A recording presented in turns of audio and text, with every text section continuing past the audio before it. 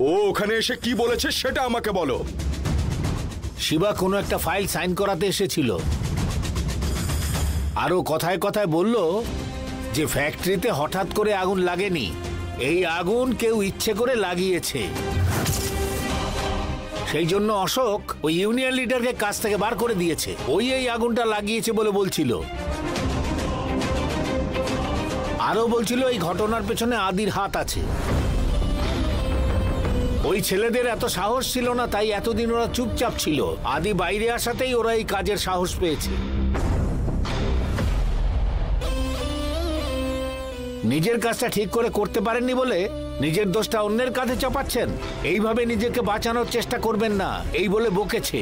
তখন শিবানী কি ওইখানেই ছিল? হ্যাঁ, ও এটা শিবাকে বলেছে। নন্দিনী এটাই বলল। বেশ, তার মানে শিবানী ওর কথায় বিশ্বাস করেনি। আচ্ছা বলতো, আগুনটা কি তোর ছেলেরাই লাগিয়েছে? হ্যাঁ মামা।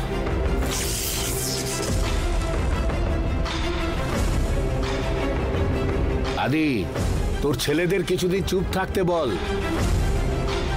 কারণ আগে শিবার একটা ব্যবস্থা করতে হবে। ওর যাতে অসুবিধে হয় সেই জন্যই তো আমি করিয়েছি। এবার ওকে অন্যভাবে হ্যান্ডেল করতে হবে। আদি, আগে ওই শিবাকে ফ্যাক্টরি থেকে বার করতে হবে। চিন্তা করো না, আমি ওসব দেখে নেব। শিবানী আর অশোক কি কথা বলছে সেগুলো তোমরা লুকিয়ে লুকিয়ে শোনো। ওরা কি কথা বলছে সেটা বাইরের লোক জানতে পেরে যাচ্ছে। এই ব্যাপারে যদি ওদের ডাউট হয় তাহলে ওরা কিন্তু ওপেনলি কথা বলা বন্ধ করে দেবে। তখন কিন্তু আমরা আর কোনো কিছুই জানতে পারবো না। আরে না রে বাবা, আমরা ওদের কথা যে লুকিয়ে শুনেছি এটা ওরা বুঝতে পারবে না। নন্দিনী যে এইসব কথা শুনেছে সেটা কেউ জানে না। ঠিক আছে, তোমাকে আবার পরে আমি কল করছি মামা। ঠিক আছে আদি।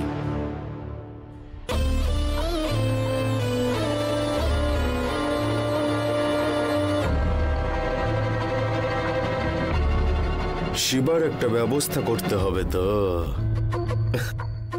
করব, ব্যবস্থা তো করবই।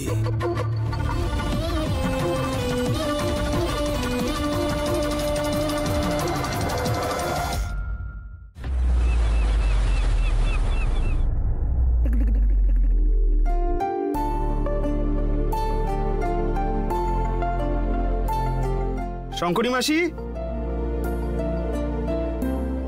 মানি অর্ডার এসেছে।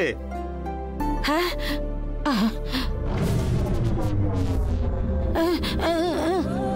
আচ্ছা,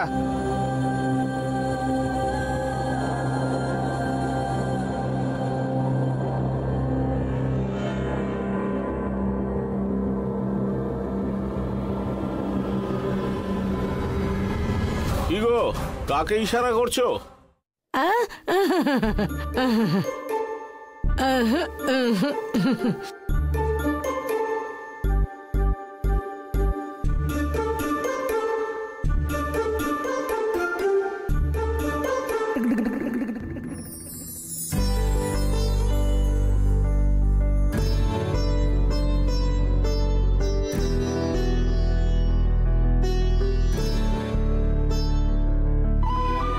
এই রাজা রাজা রাজা রাজা,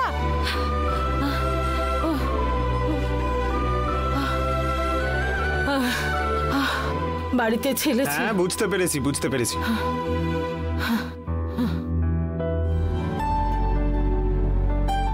এখানে একটা সাইন করো, এখানে এই জায়গাটা।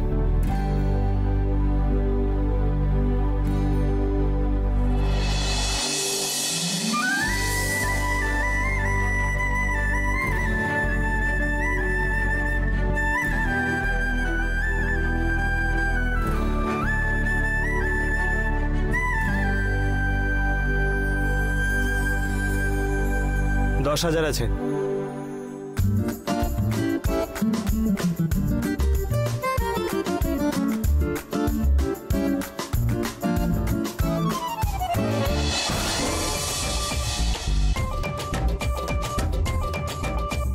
এই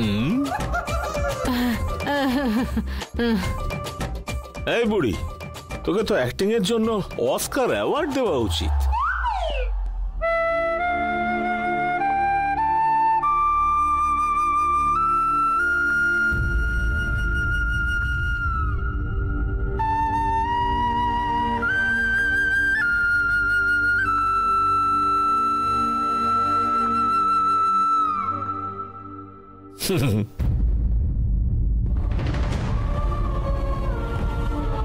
আসি এখন।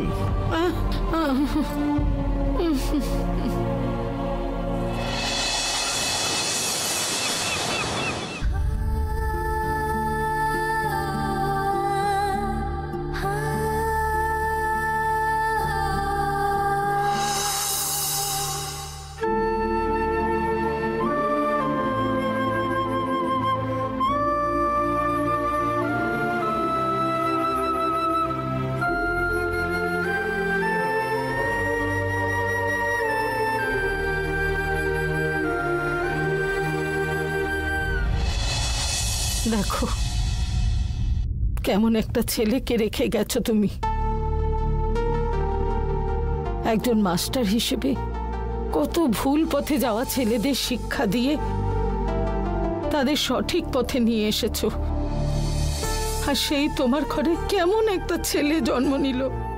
তোমার মনে আছে আমাদের ছেলে হবার পর তুমি বলেছিলে আমাদের ছেলে অনেক পড়াশুনো করবে, গভর্নমেন্টের বড় অফিসার হবে, গোটা গ্রামের লোকেরা আমাদের ছেলেকে দেখে বলবে এরকমই ছেলে যেন ওদের সবার ঘরে আসে। আর এদিকে ঠিক তার উল্টোটা হয়েছে। সন্তান না হলেও চলবে, কিন্তু এইরকম একটা ছেলে কেউ চায় না। সবাই ওর কত নিন্দে করে। একজন মানুষের যে অভ্যেস থাকতে নেই সেই সব অভ্যেস ওর আছে। আর ওর মার প্রতি ভালোবাসা নেই, মমতা নেই, কোনো সম্মান দেয় না।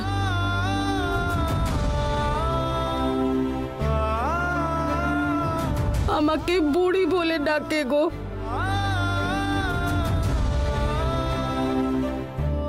এই ছেলের জন্য আমি জীবনে কত ত্যাগ স্বীকার করলাম, কি লাভটা হলো? শোনো না, যত তাড়াতাড়ি সম্ভব আমাকেও তোমার কাছে নিয়ে যাও। আর পারছি না গো, আর পারছি না।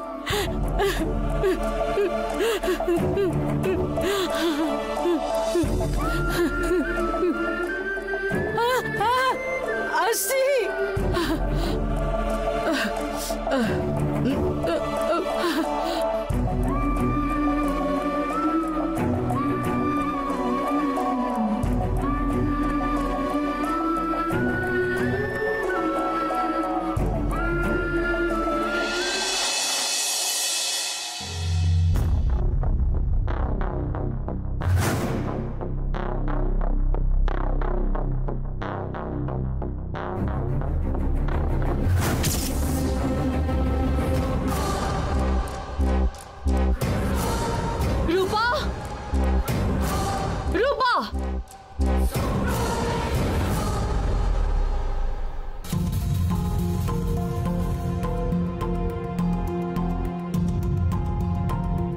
छोड़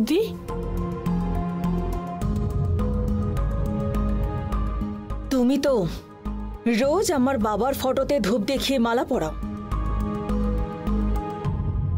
হ্যাঁ দিদি। দেখো কবেকার পুরনো মালা, এটা শুকিয়ে গেছে।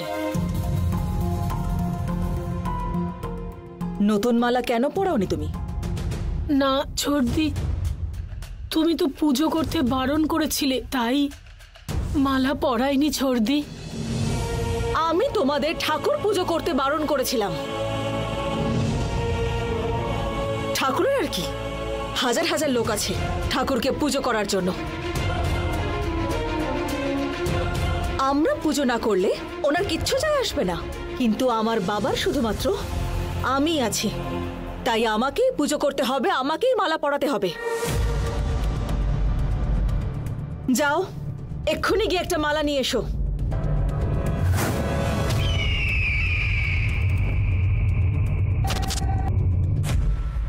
দাঁড়াও। ছোড়দি, এদিকে এসো।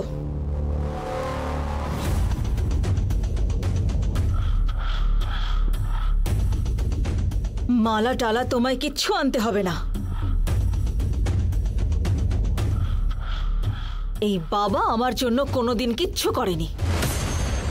আমি এতদিন এত কষ্ট সহ্য করেছি।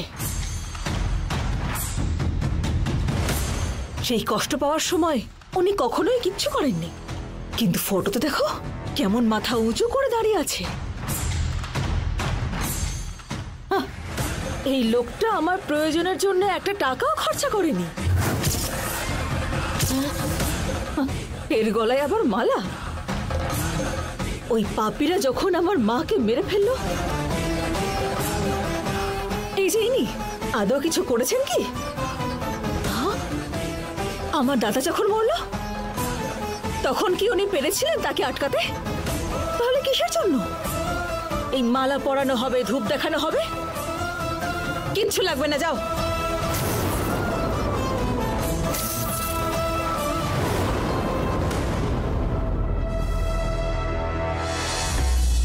আমি চললাম বাজারে, অনেক কাজ পড়ে আছে। এখানে আয়। ধর বাবা।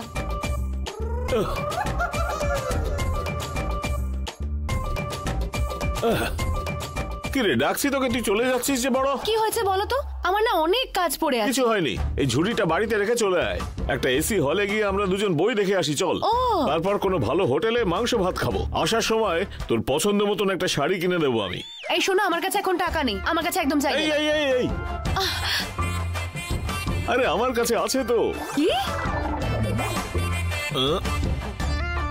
এই দেখ কেমন। এত টাকা তুমি কোথা থেকে পেলে? আরে এই পেয়ে গেলাম, আমার বন্ধু একটা কাজ বললো, সেটা করে দিলাম, সেই খুশিতে কমিশন দিয়ে দিল। এসব তো মাঝে মাঝে চলতেই থাকে। হ্যাঁ,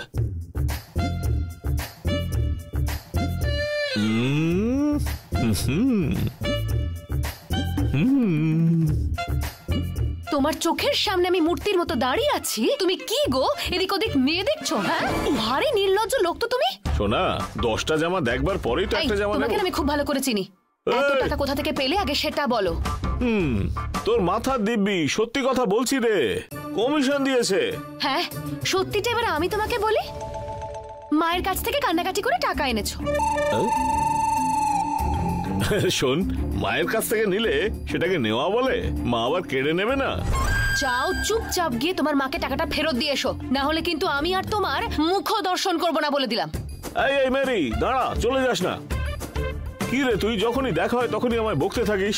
আমি একটা বড় গুন্ডা, একটু অন্তত ভয় পা। আই বাপরে, তুমি গুন্ডা? এই এই এই শোনা শোনা,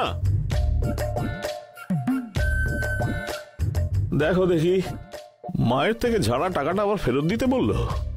দিয়ে দেব, ঠিক আছে দিয়ে দেব, যা হবার হবে।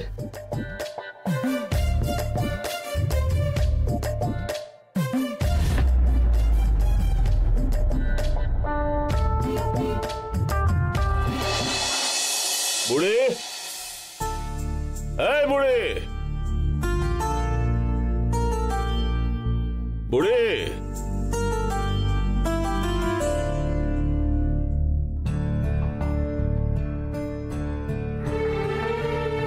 কি বলছিস বল? আমার কাছে আর কোনো টাকা নেই।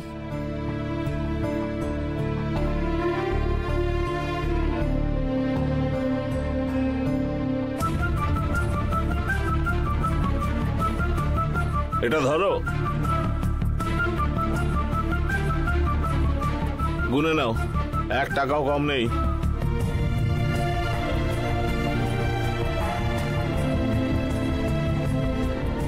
বেচারা, তোমায় এত বছর ধরে কেউ তো সাহায্য করে আসছে।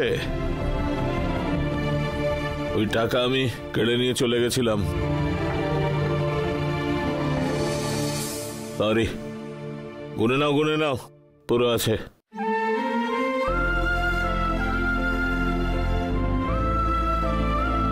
হ্যাঁ, ভৈরব, মেরি, তুমি মা,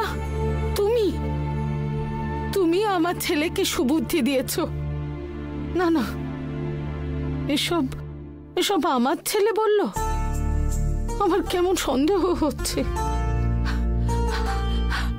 তুই এরকমই থেকে যা, তোর অনেক অনেক পুণ্য হবে। ঠাকুর, ও যদি এরকমই থেকে যায়, আমি সারা জীবন তোমার সেবা করব। হ্যাঁ, কুমিরের মুখ থেকে শিকার বেরিয়ে আসতে পারে, কিন্তু আমার ছেলের কাছ থেকে টাকা কোনোদিন ফেরত আসেনি। কিন্তু আজকে যে টাকা কেড়ে নিয়েছিল সেটাকে ফেরত দিয়ে গেল। এই আনন্দে ঘিয়ের প্রদীপ জ্বালাবো।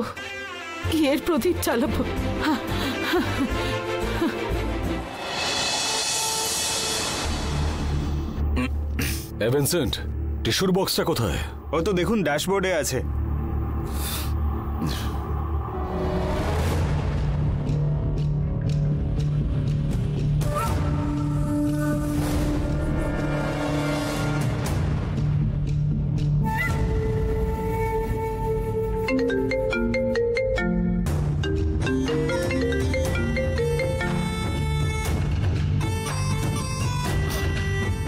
হ্যাঁ রকি, বল।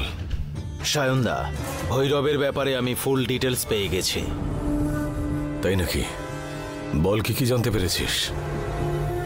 ওর বাবাকে, উনি কেন ওর সঙ্গে থাকেন না, ও কেন এরকম, ওর মাই বা কে, ওর আসল বাড়ি কোথায়, কোথা থেকেই বা এসেছে, ওর প্রতিটা ডিটেলস আমি একটা একটা করে খুঁজে বের করেছি সায়নদা। তাই নাকি? Super Rocky. এই কেস কোনো প্রাইভেট ডিটেকটিভকে দিয়ে থাকলেও এত ডিটেলসের এনকোয়ারি করে এত ইনফরমেশন দিতে পারতো না। Great job. তুই ওখানেই থাক, আমি যখন বলবো তখনই কলকাতায় ফিরবি। টাকা আছে তো? খাবারের টাকা আছে, অন্য কিছুর নেই দাদা।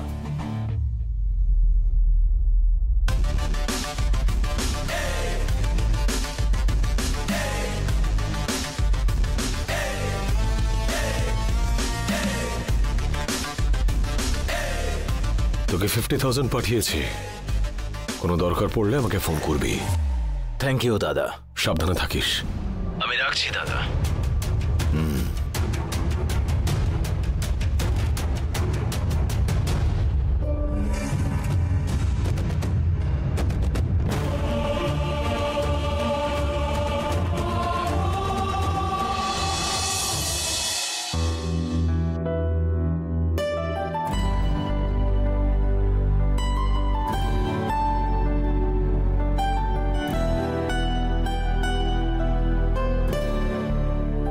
May I come in, madam?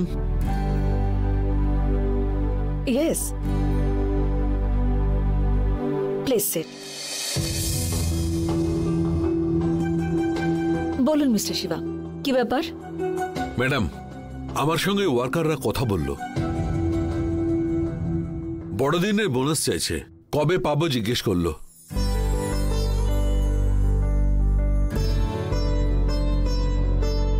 ওদের বলে দিন এবারের পুজোয় ওদের কোনো বোনাস দেওয়া হবে না। কেন ম্যাডাম? প্রত্যেক বছর তো ওরা চাওয়ার আগেই আপনি দিয়ে দিতেন, এবছর কি হলো আপনি ওদের দেবেন না বলছেন?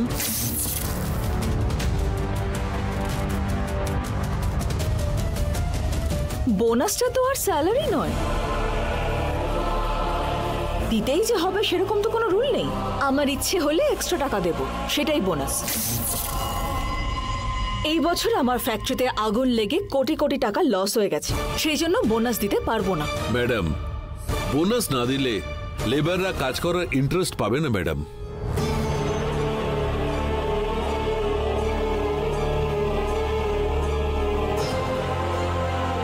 যদি ইন্টারেস্ট হারিয়ে যায় তাহলে কাজটাও হারিয়ে যাবে, ওদের পরিষ্কার বলে দিন। আমি কিন্তু কোনো কিছু কিছুই পরোয়া করি না, আর এসবে আমি একদম ভয়ও পাবো না। যদি 500 জন কর্মী কাজ ছাড়ে, তাহলে আমি 600 জন কর্মী এনে 2 ঘন্টায় আবার কাজ স্টার্ট করিয়ে দেব, তাও আবার স্কিল্ড লেবারদের এনে। লোকে কাজ পাওয়ার জন্য হাহাকার করছে। যদি জানতে পারে শিবানী ইন্ডাস্ট্রিতে কাজের লোকের প্রয়োজন, তাহলে সবাই চুপচাপ কাজ করতে চলে আসবে। এ কথা জানিয়ে দিন। না ম্যাডাম, বোনাস না দিলে ওরা প্রোডাকশন আর করবে না ম্যাডাম। আর ওরা কোনো না কোনো কারণ দেখিয়ে মেশিন খারাপ হয়েছে, পাওয়ার প্রবলেম, আরো অনেক প্রবলেম সৃষ্টি করে প্রোডাকশন হ্যাম্পার করে দেবে ম্যাডাম। তারপরে আমাদেরই অসুবিধা হবে, কষ্ট হবে ম্যাডাম। আপনার কষ্ট হবে বলে আমাকে লাখ লাখ টাকা খরচা করতে হবে? কাজ করার জন্যই তো আপনাকে স্যালারি দিচ্ছি আমি। আপনাকে স্যালারি দেওয়ার পাশাপাশি আমাকে ওয়ার্কার্সদের বোনাস দিয়ে ওদের খুশি রাখতে হবে। আর যদি ওয়ার্কার্সদের বোনাস দিয়ে খুশি করি আমি, তাহলে তো ওরাই কাজ করবে। তখন আপনাকে আর কি প্রয়োজন? আপনাকে দেওয়া স্যালারি ওয়েস্ট হলো তো।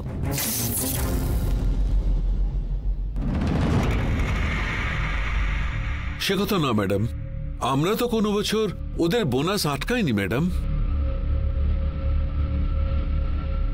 এই বছর দেব না বললে ব্যাপারটা ইউনিয়ন পর্যন্ত করাবে, স্ট্রাইক করলেও করতে পারে ম্যাডাম। আমাদের প্রোডাকশনটাই বন্ধ হয়ে যাবে ম্যাডাম।